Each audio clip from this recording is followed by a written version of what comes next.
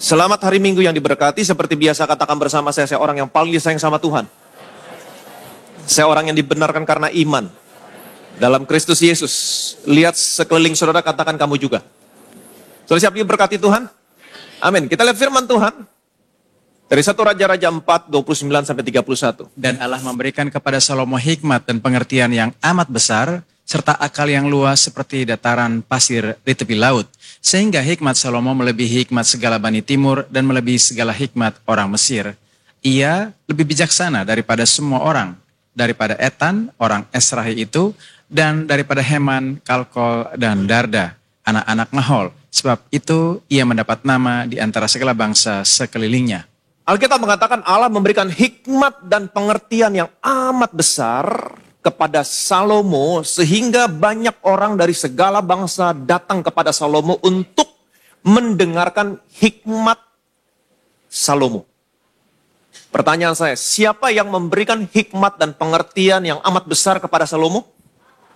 Allah yang memberikan. Kalau Allah bisa memberikan kepada Salomo, saya percaya Allah juga bisa memberikan hikmat dan pengertian yang amat besar kepada saudara, kepada saya. Amin. Dan saya mau saudara mengerti, hikmat yang berasal dari Allah tidak bisa saudara dapatkan dari pendidikan. Pendidikan hanya menambah pengetahuan saudara. Hikmat daripada Tuhan adalah kemampuan yang saudara miliki yang berasal dari Tuhan untuk memanfaatkan pengetahuan yang saudara dapatkan. Sekali lagi saya ulangi, hikmat yang berasal dari Tuhan tidak bisa saudara dapatkan dari pendidikan. Pendidikan hanya menambah pengetahuan saudara. Sedangkan hikmat yang berasal dari Tuhan adalah kemampuan yang saudara miliki untuk memanfaatkan pengetahuan itu sendiri. Amin. Siapa yang memberikan hikmat? Allah yang memberikan hikmat. Dan di dalam kitab Amsal, oleh tuntunan Roh Kudus, Salomo berkata begini. Roh manusia adalah pelita Tuhan yang menyelidiki seluruh lubuk hatinya. Roh manusia adalah pelita Tuhan yang menyelidiki seluruh lubuk hatinya. Roh saudara, roh saya, itu adalah pelitanya Tuhan. Amin. Perhatikan baik-baik. Waktu Tuhan menyalakan pelitanya di dalam hatimu, apa yang terjadi? Saudara mendapat inspirasi. Ada hikmat Tuhan. Jauh sebelum saudara berkata tidak, atau jauh sebelum saudara berkata jangan kepada sesuatu, jauh sebelum itu, di dalam lubuk hatimu, ada seperti suara yang berkata, jangan, jangan, tidak, tidak. Jauh sebelum saudara berkata jangan terhadap sesuatu, jauh di lubuk hatimu, seperti ada suara yang berkata, jangan, jangan, jangan. Seperti ada sesuatu yang membuat saudara nggak damai. Kalau ada teman saudara datang, mengenalkan saudara dengan seseorang yang saudara tidak kenal sebelumnya, dan orang ini datang menawarkan bisnis sama saudara. Jauh sebelum saudara menyelidiki apakah bisnis ini mempunyai prospek yang baik di masa mendatang, jauh sebelum saudara mengetahui dan mencari tahu apakah orang ini baik atau tidak, jauh sebelum itu, di saat saudara bertemu, di dalam lubuk hatimu, seperti ada yang berkata, jangan, jangan, jangan diambil bisnisnya, jangan, orang ini nggak baik. Jauh sebelum itu semua terjadi, di lubuk hatimu seperti ada sesuatu yang membuat kamu nggak damai sejahtera. Kalau saudara mentaatinya, maka penjelasannya akan datang kemudian. Oh iya, ternyata puji Tuhan, Tuhan memproteksi saya. Amin. Jadi siapa yang memberikan hikmat kepada saudara, kepada saya? Allah yang memberikan hikmat. Di dalam sini. Karena roh manusia adalah pelitanya Tuhan. Waktu Tuhan nyalakan pelitanya, saudara mendapat inspirasi. Jadi Tuhan yang memberikan hikmat kepada saudara, kepada saya. Bagaimana caranya Tuhan memberikan hikmat? Amsal pasal 2. Karena Tuhanlah yang memberikan hikmat, dari mulutnya datang pengetahuan dan kepandaian. Karena Tuhanlah yang memberikan hikmat, dari mulutnya, katakan bersama saya, dari mulutnya, datang pengetahuan dan kepandaian. Siapa yang memberikan hikmat? Allah yang memberikan hikmat. Tuhan yang memberikan hikmat. Bagaimana caranya Tuhan memberikan hikmat? Dari mulutnya. Dari mulutnya datang pengetahuan dan kepandaian. Tuhan yang memberikan hikmat. Bagaimana caranya dia memberikan hikmat? Dari mulutnya, dari perkataannya, dari firmannya. Saudara bisa mendapatkan hikmat dari Tuhan melalui firmannya. Nggak ada yang bilang amin. Amin. Tuhan yang memberikan hikmat, dari mana? Dari mulutnya datang pengetahuan dan kepandaian. Tuhan memberikan hikmat melalui mulutnya, melalui perkataannya, melalui firmannya. Dan saya mau saudara mengerti, semua firman Tuhan adalah nafasnya Tuhan. Alkitab berkata, semua firman Tuhan adalah nafasnya Tuhan. Waktu Allah menciptakan manusia, Allah menciptakan manusia dari debu tanah, kemudian Allah menghembuskan nafas ke dalam hidungnya manusia. Demikianlah manusia menjadi makhluk yang hidup. Sebelum Allah menghembuskan nafasnya, manusia hanya debu tanah. Belum menjadi makhluk yang hidup. Setelah Allah menghembuskan nafasnya, baru manusia menjadi makhluk yang hidup. Dengan kata lain, nafasnya Allah, itulah yang memberikan kehidupan kepada manusia. Nafas Allah, firman Allah yang memberikan kehidupan kepada manusia. Kalau saudara pergi ke dokter, divonis dokter sakit. Waktu saudara pulang ke rumah, saran saya, yang pertama kali kamu harus lakukan, bukannya makan terus minum obat.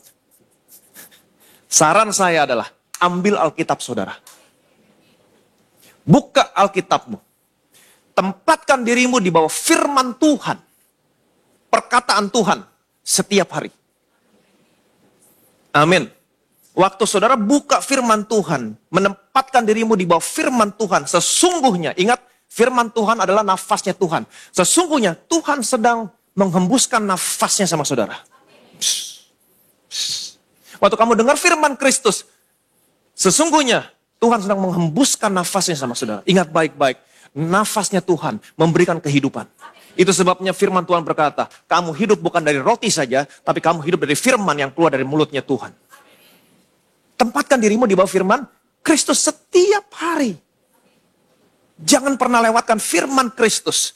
Ketika kamu sakit, tempatkan dirimu di bawah firman Kristus, baca Alkitab, dengar firman Tuhan.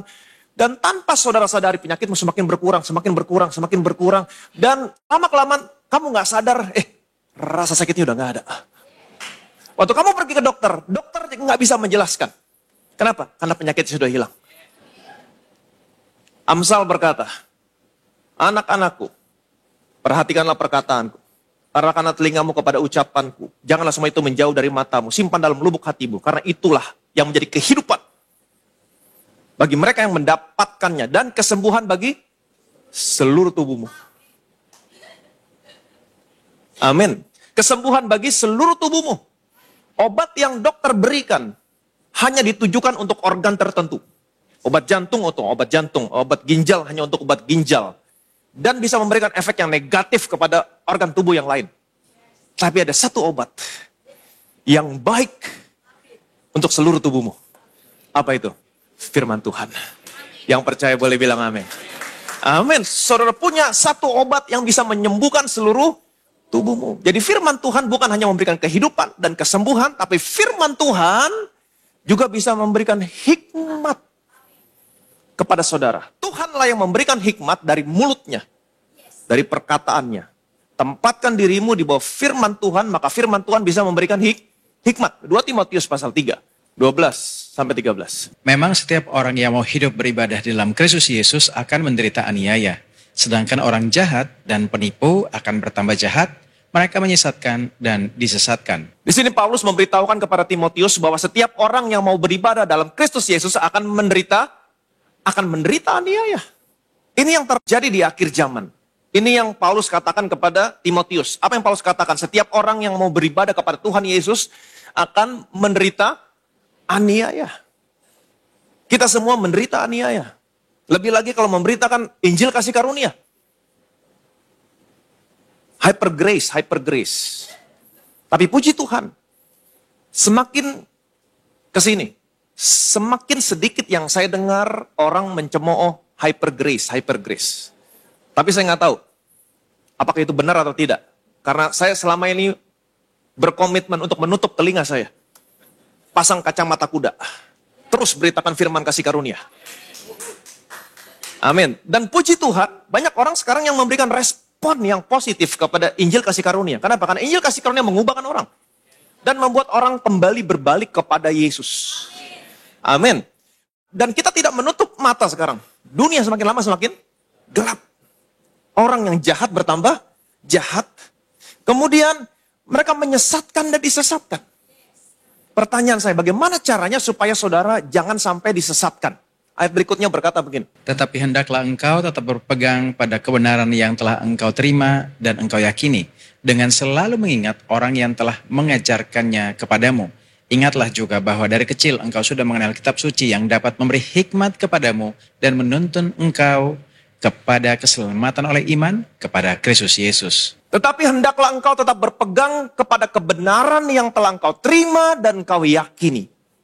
Bagaimana caranya supaya saudara jangan menyesatkan dan disesatkan? Hendaklah kamu berpegang kepada kebenaran yang telah engkau terima dan telah engkau yakini. Injil kasih karunia Allah.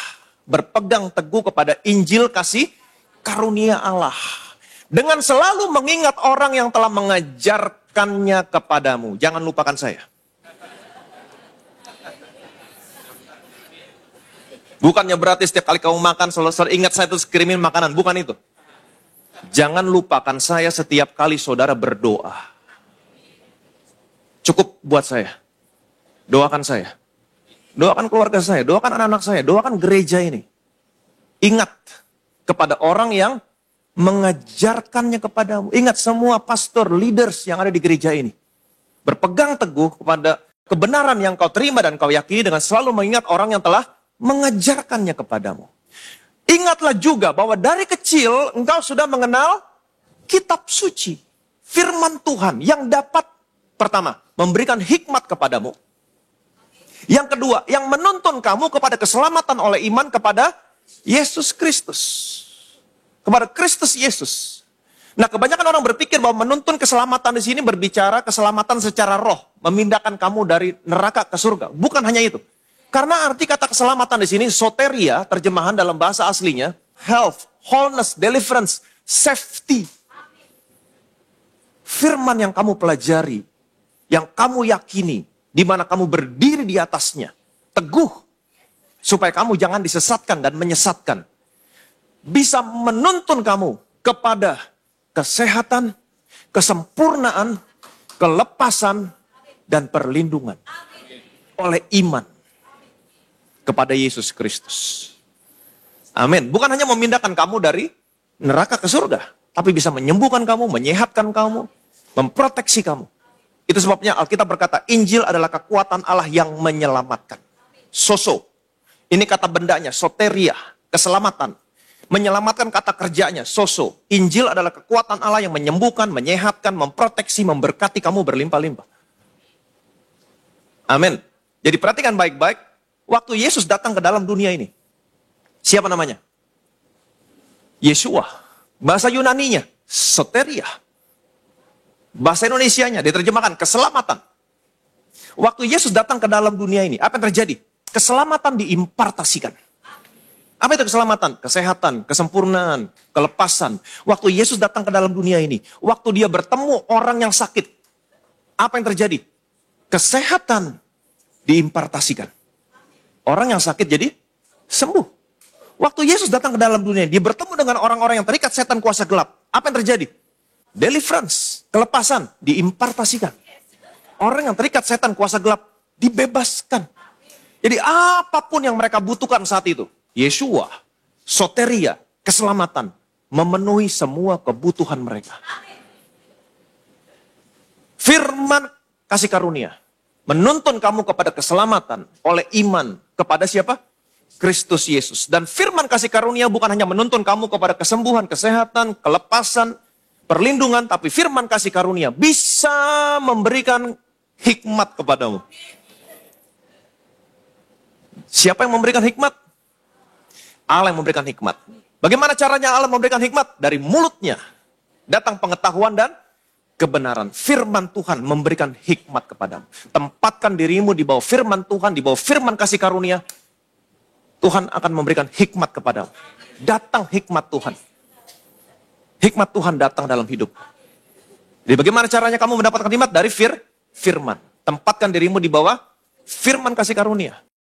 Perhatikan baik-baik. Kalau saudara mau mengkonfrontasi, mau menegur, mau mengoreksi orang lain yang punya kebiasaan buruk.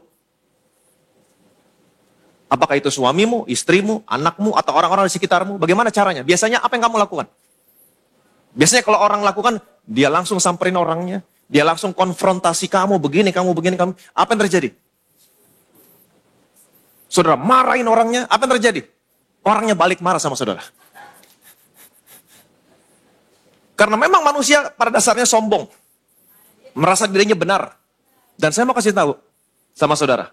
Daging dengan marah-marah tidak bisa merubah dan mempengaruhi daging.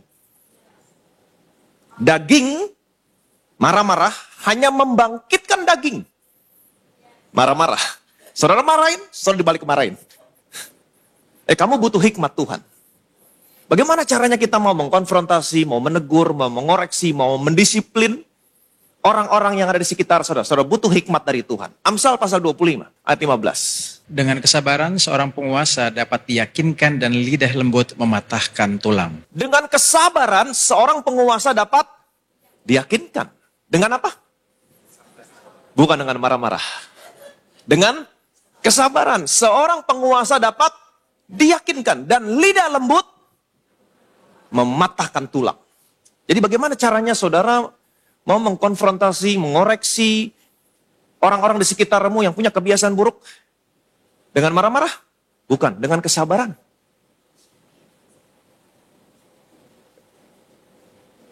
Mungkin saudara nggak percaya, saudara butuh hikmat Tuhan. Dari mana kamu dapat hikmat Tuhan?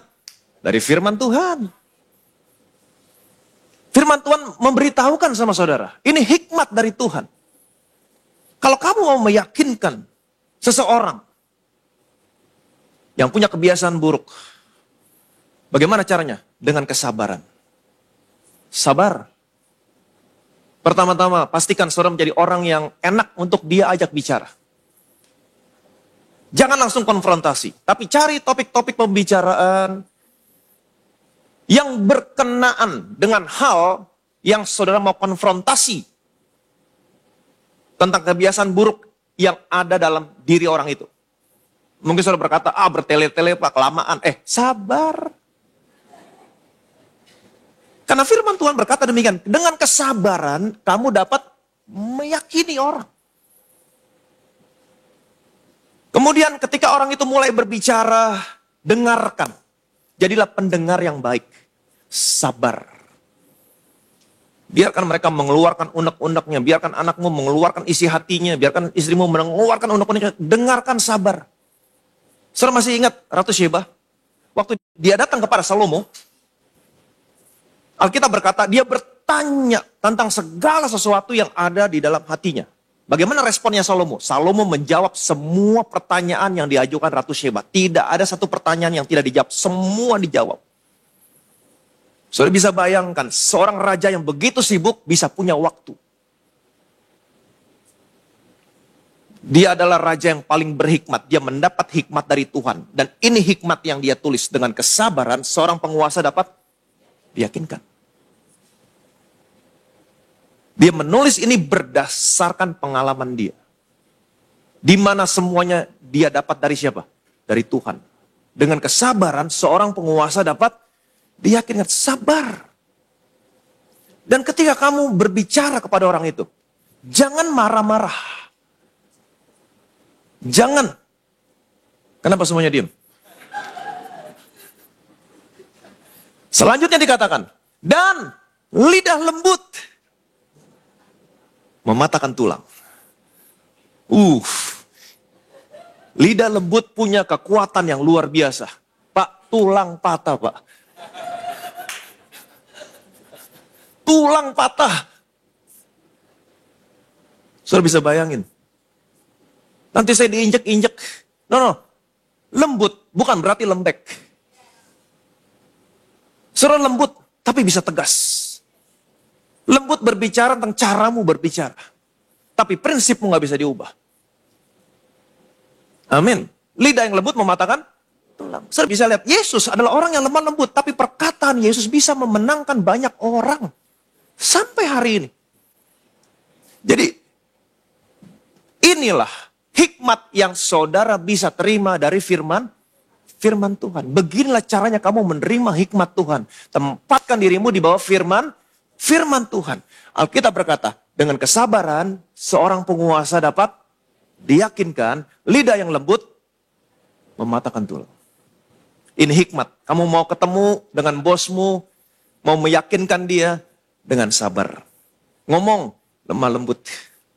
Seorang penguasa dapat diyakinkan. Lidah yang lembut mematahkan tulang. Ini hikmat yang bisa kamu terima ketika kamu menempatkan dirimu di bawah firman Kristus. Amsal pasal 30, 18-19. Ada 3 hal yang mengherankan aku, bahkan ada 4 hal yang tidak kumengerti. Jalan Raja Wali di udara, jalan ular di atas cadas, jalan kapal di tengah-tengah laut, dan jalan seorang laki-laki dengan seorang gadis. Amsal ini dikatakan oleh Agur bin Yake. Tidak ada informasi yang bisa saudara dapatkan lebih banyak tentang Agur bin Yake. Hanya muncul sekali dalam Amsal pasal 30. Tapi beberapa tafsiran mengatakan Agur adalah nama lain dari Salomo. Jadi ini Amsal yang ditulis oleh Salomo. Ingat baik-baik, Tuhan memberikan hikmat yang amat besar, pengertian yang amat besar kepada Salomo, sehingga banyak orang datang dari berbagai bangsa untuk mendengarkan hikmat Salomo. Salomo lebih berhikmat dari orang Mesir, dari orang apapun. Tapi sekalipun dia berhikmat, ada 4 hal yang dia nggak mengerti. 3 hal yang mengherankan aku, bahkan ada 4 hal yang tidak aku mengerti. Yang pertama, jalan Raja Wali di udara. Yang kedua, jalan ular di atas cadas. Yang ketiga, jalan kapal di tengah-tengah laut. Yang keempat, jalan seorang laki-laki dengan seorang. Ini yang dia tidak mengerti. Sudah bisa bayangin, orang yang begitu berhikmat, pengertian yang begitu besar, luas, lebih berhikmat dari orang Mesir, dari orang manapun. Ada 3 hal yang mengherankan dia, ada 1 hal lagi yang membingungkan dia. Jalan Raja Wali di udara, jalan ular di atas cadas, jalan kapal di tengah-tengah laut, jalan seorang laki-laki dengan seorang gadis. Nah, saya mau saudara mengerti, ini semua berbicara tentang siapa? Tentang Yesus. Seluruh Alkitabmu berbicara tentang Yesus. Di dalam Alkitab saudara ada 4 Injil. Masing-masing Injil berbicara tentang Tuhan Yesus dari sudut pandang yang berbeda-beda. Dalam Injil Matius, Yesus digambarkan sebagai seorang raja.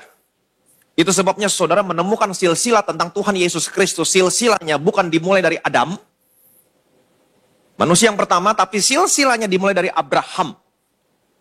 Kenapa? Karena Abraham lah yang mendapat janji dari Tuhan, dari keturunan mulu akan terdapat raja-raja.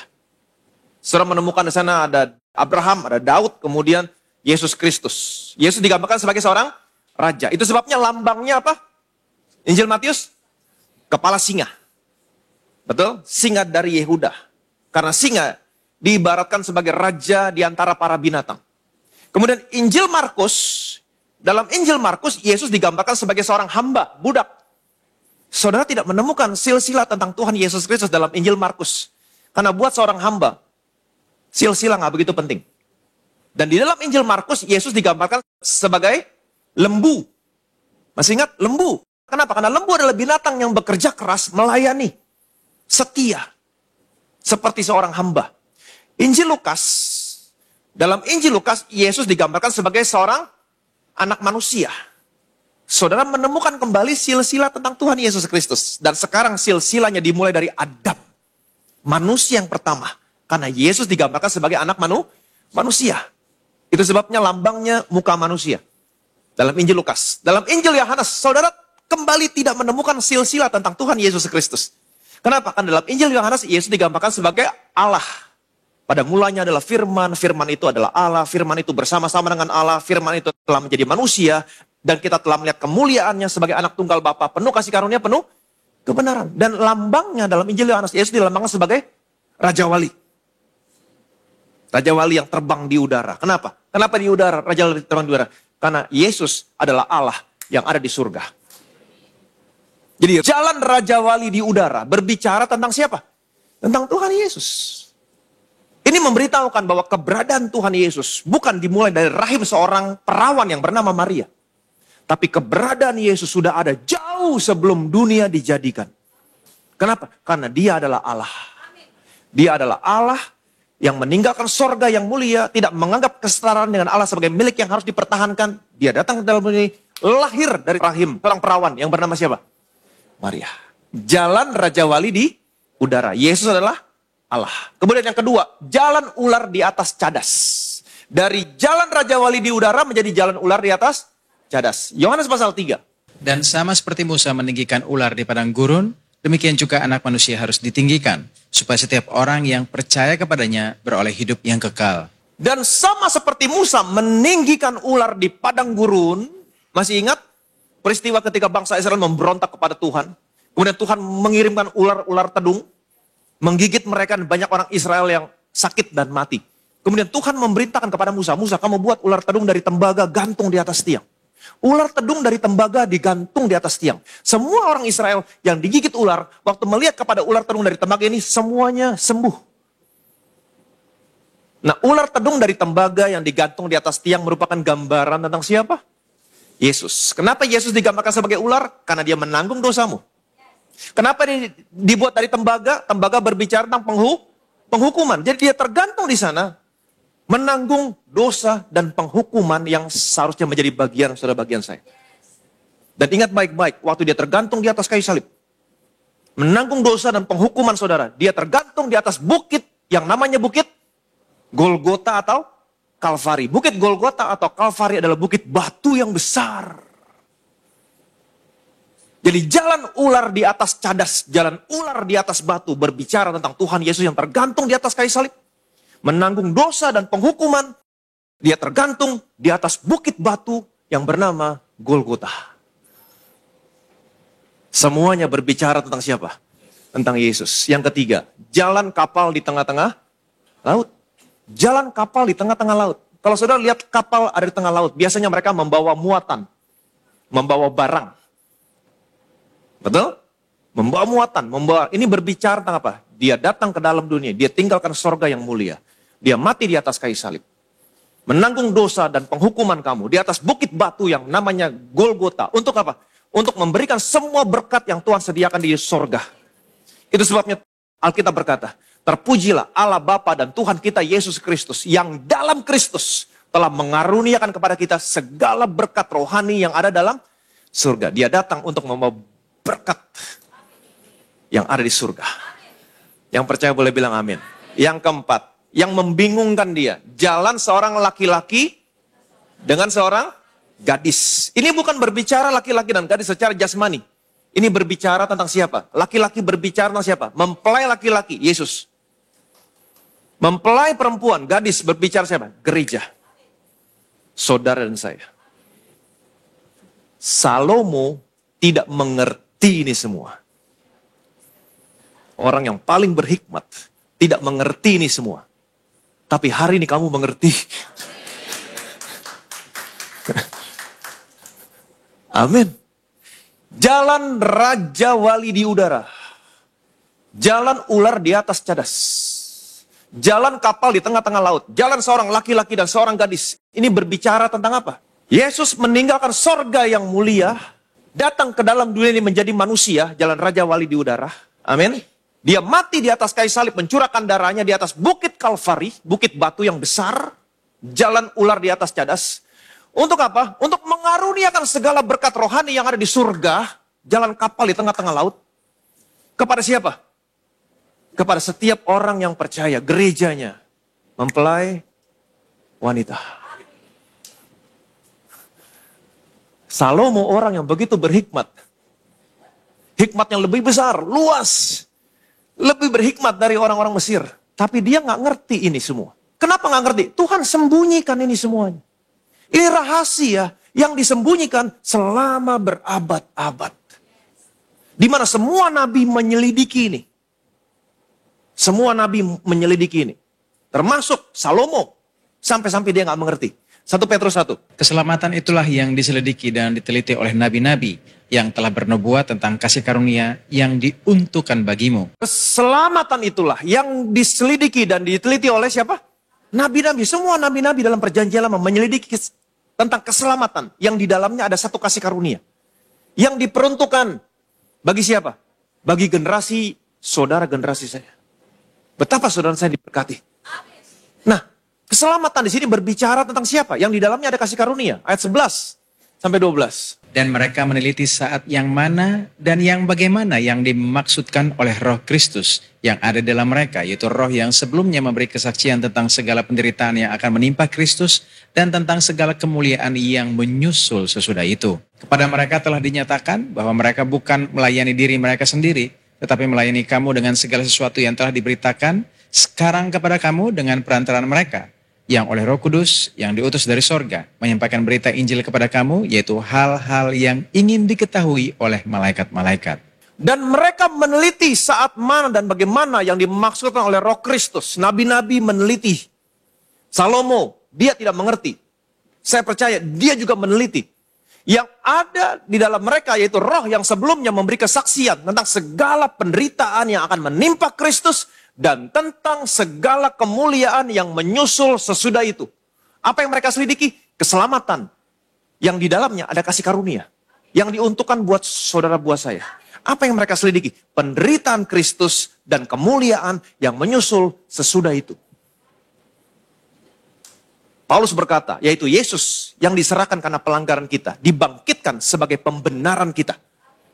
Ayat selanjutnya berkata, dan kita yang dibenarkan karena iman, kita hidup dalam damai sejahtera dengan Allah oleh Tuhan kita Yesus Kristus. Dan oleh dia kita juga beroleh jalan masuk, akses kepada kasih karunia. Ada kasih karunia yang diperuntukkan kepada kamu. Dan di atas kasih karunia ini kita berdiri bermegah dalam pengharapan untuk menerima kemuliaan Allah. Segala kemuliaan yang menyusul sesudah itu. Ini yang diselidiki oleh nabi-nabi. Salomo nggak ngerti. Ayat 12. Kepada mereka telah dinyatakan bahwa mereka bukan melayani diri mereka sendiri, tetapi melayani kamu dengan segala sesuatu yang telah diberitakan sekarang kepada kamu dengan perantaraan mereka. Yang oleh Roh Kudus, yang diutus dari surga, menyampaikan berita Injil kepadamu. Ternyata apa yang mereka selidiki selama ini. Ada satu keselamatan. Di dalamnya ada kasih karunia berita yang diperuntukkan bagi kamu. Ternyata semuanya ini dikemas dalam berita Injil yang sekarang diberitakan kepadamu. Selama berabad-abad disembunyikan. Nabi-nabi nggak mengerti. Salomo yang berhikmat pun dia tidak mengerti dan ini mengherankan Salomo. Bahkan malaikat pun pengen tahu. Tapi mereka tidak pernah dikasih tahu. Mereka tidak pernah dikasih tahu. Disembunyikan. Injil disembunyikan. Kepada siapa Injil dinyatakan? Efesus pasal 3. Kepadaku yang paling hina di antara segala orang kudus telah dianugerahkan kasih karunia ini untuk memberitakan kepada orang-orang bukan Yahudi kekayaan Kristus yang tidak terduga itu. Dan untuk menyatakan apa isinya, tugas penyelenggaraan rahasia yang telah berabad-abad tersembunyi dalam Allah yang menciptakan segala sesuatu. Supaya sekarang oleh jemaat diberitahukan pelbagai ragam hikmat Allah kepada pemerintah-pemerintah dan penguasa-penguasa di sorga, sesuai dengan maksud abadi yang telah dilaksanakannya dalam Kristus Yesus Tuhan kita. Kepadaku. Siapa yang menulis ini? Paulus. Kepadaku, kata Paulus, kepadaku. Yang paling hina di antara segala orang kudus. Paulus mengatakan, saya orang yang paling hina di antara segala orang kudus. Tapi kepadaku telah dianugerahkan kasih karunia ini. Untuk memberitakan kepada orang-orang bukan Yahudi kekayaan Kristus. Amin. Yang tidak terduga itu. Dan untuk menyatakan apa isi tugas penyelenggaraan rahasia yang telah berabad-abad tersembunyi dalam Allah. Berabad-abad disembunyikan. Salomo nggak mengerti. Malaikat pengen tahu, tapi nggak pernah dikasih tahu. Yang menciptakan segala sesuatu. Ternyata Injil dipercayakan kepada Paulus. Salomo aja nggak ngerti. Malaikat pengen tahu, nggak dikasih tahu. Nabi-nabi menyelidiki selama berabad-abad. Mereka tidak pernah tahu. Tapi Paulus berkata, kepadaku yang paling hina ini di antara segala orang kudus. Kepadaku Injil dianugerahkan. Dan hari ini saya juga mau berkata hal yang sama seperti Paulus. Kepadaku pastor yang paling hina ini dipercayakan berita ini. Amin. Dipercayakan berita ini. Apa yang terjadi? Jadi Injil dipercayakan kepada siapa? Kepada Paulus. Pertama-tama kepada Paulus. Setelah itu kemudian kepada siapa? Yang sekarang. Sekarang. Katakan bersama saya sekarang. Oleh jemaat. Apa itu jemaat? Gereja. Pertama-tama dipercayakan kepada Paulus, tetapi sekarang dipercayakan kepada siapa? Gereja. Gereja. Dipercayakan kepada gereja. Jadi seharusnya gereja hanya memberitakan Injil. Jangan yang lain. Hanya memberitakan tentang Yesus, hanya memberitakan tentang pekerjaan sudah Tuhan Yesus selesaikan. Dan waktu Injil diberitakan dalam gereja, apa yang terjadi? Supaya sekarang oleh jemaat diberitahukan, waktu Injil diberitakan, apa yang terjadi? Pelbagai ragam hikmat Allah diberitahukan. Waktu Injil diberitakan, pelbagai ragam hikmat Allah diberitahukan sama saudara. Wow. Hikmat Tuhan diberitahukan sama saudara. Dan bukan hanya hikmat Tuhan diberitahukan sama saudara. Paulus berkata begini, Kristus yang kami beritakan, buat orang Yahudi adalah batu sandungan, buat orang dunia adalah kebodohan. Tapi buat kita yang dipanggil, Injil Yesus yang diberitakan, yang mati bangkit, adalah kekuatan Allah dan hikmat Allah. Waktu Injil diberitakan, apa yang dinyatakan? Kekuatan Allah, hikmat Allah dinyatakan dalam hidupmu. Itu sebabnya kembali saya mau memberikan semangat sama saudara datang ke gereja. Nggak ada yang bilang amin. Tempatkan dirimu di bawah firman Kristus. Ini firman Kristus begitu berharga. Kekayaan Kristus mau dinyatakan sama saudara. Selama berabad-abad disembunyikan. Malaikat pengen tahu, enggak dikasih tahu. Nabi-nabi menyelidiki, tidak pernah dibukakan. Betapa berharganya. Masakan saudara mau menyia-nyiakan sesuatu yang berharga yang selama berabad-abad disembunyikan, malaikat mau tahu, enggak ada dikasih tahu. Masakan saudara mau menyia-nyiakan? Beragam hikmat Allah, kekayaan Kristus yang sekarang oleh gereja diberitakan. Waktu Injil kasih karunia diberitakan, kamu menempatkan dirimu di bawah firman kasih karunia. Apa yang terjadi? Hikmat Allah, kekuatan Allah dinyatakan dalam seluruh area kehidupanmu. Yang percaya boleh bilang amin. Amin. Saudara mungkin mengalami sakit penyakit yang udah lama nggak pernah sembuh. Setiap kali angkat tangan, aduh, cuman bisa setengah. Setiap kali angkat tangan, aduh nggak bisa, makin sakit. Dunia nggak bisa ketemu penyakit saudara, nggak bisa. Tapi kamu dengar firman kasih karunia, diajak ke tempat ini, menempatkan dirimu di bawah firman kasih karunia, terus dengar firman kasih karunia, terus dengar firman kasih karunia. Tanpa saudara sadari, satu hari saudara, bisa angkat. Bisa angkat. Kok gak ada sakitnya lagi ya? Hikmat Allah, kekuatan Allah dinyatakan. Kapan? Waktu kamu menempatkan dirimu di bawah firman kasih karunia. Ada masalah antara saya sama dia yang gak bisa diselesaikan. Udah lama gak bisa diselesaikan. Saya gak tahu bagaimana cara menyelesaikan. Tapi kamu datang duduk dengar firman Tuhan. Datang duduk hanya dengar firman Tuhan. Apa yang terjadi? Hikmat Allah dinyatakan. Ada pintu-pintu terbuka, ada jalan keluar, dan tiba-tiba segala sesuatunya beres. Saudara nggak perlu tahu caranya gimana. Karena ini di luar akal pikiran saudara. Betapa berharganya firman kasih karunia.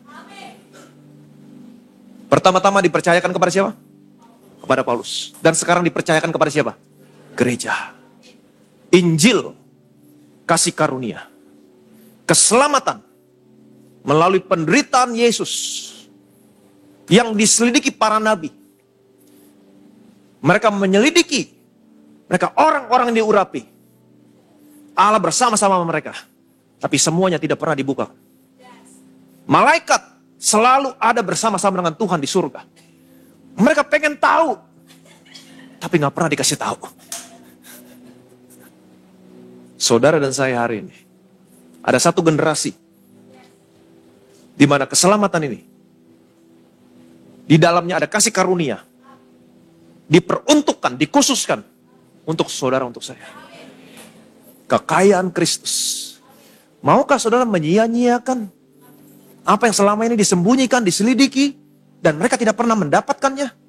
Tetapi hari ini oleh gereja diberitakan. Kamu hanya datang, duduk, mendengar. Ketika kamu datang, duduk, mendengar. Pelbagai, bukan hanya satu. Ada banyak hikmat Tuhan yang Tuhan mau berikan sama saudara. Ada banyak kekuatan Tuhan yang Tuhan mau nyatakan dalam seluruh area kehidupan. Datang, duduk, dengar. Ada begitu banyak penyakit yang gak bisa disembuhkan dunia sana. Tapi waktu kamu datang, duduk, dengar. Kamu gak sadar, rasa sakitnya hilang. Penyakitnya hilang. Ada begitu banyak masalah yang kamu gak bisa selesaikan selama ini. Tapi kamu datang, duduk, dengar.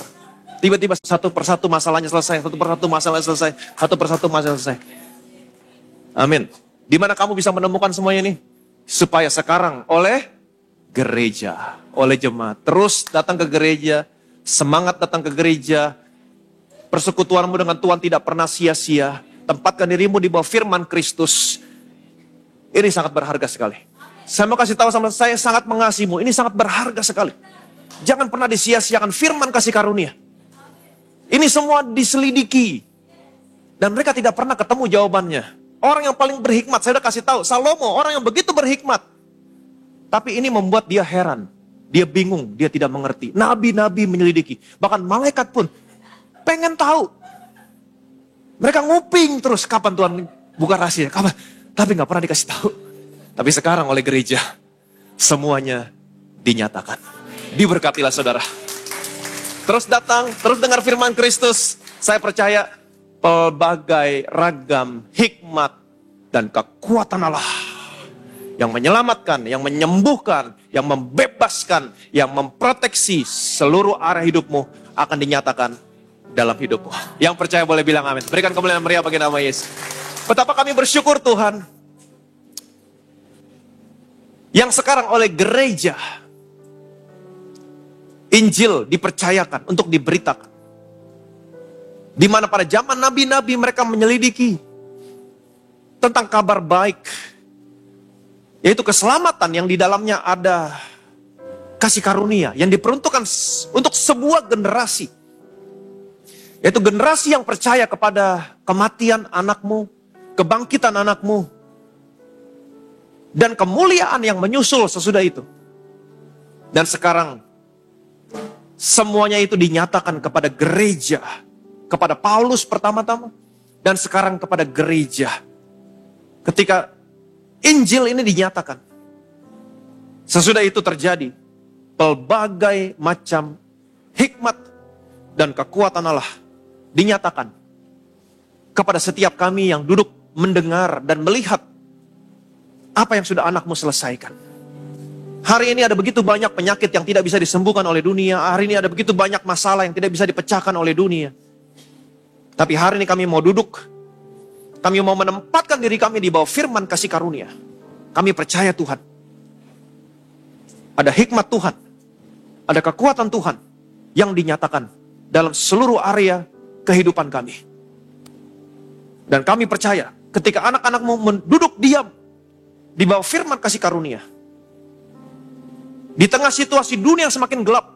Di tengah situasi bangsa yang semakin sulit. Tuhan akan membangkitkan Yusuf yang baru. Di tengah-tengah Mesir yang mengalami kelaparan. Di tengah-tengah dunia yang semakin sulit seperti sekarang ini. Tuhan akan membangkitkan Yusuf di tempat ini. Yang memiliki hikmat yang berasal daripada Tuhan. Yang bisa memecahkan permasalahan-permasalahan yang besar. Kami percaya Tuhan. Hikmat Tuhan akan kau berikan kepada anak-anakmu. Pelbagai ragam hikmat. Berbagai kekuatan Allah kau nyatakan dalam seluruh area kehidupan mereka.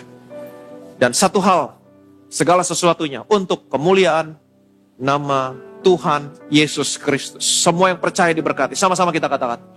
Amin, amin, amin.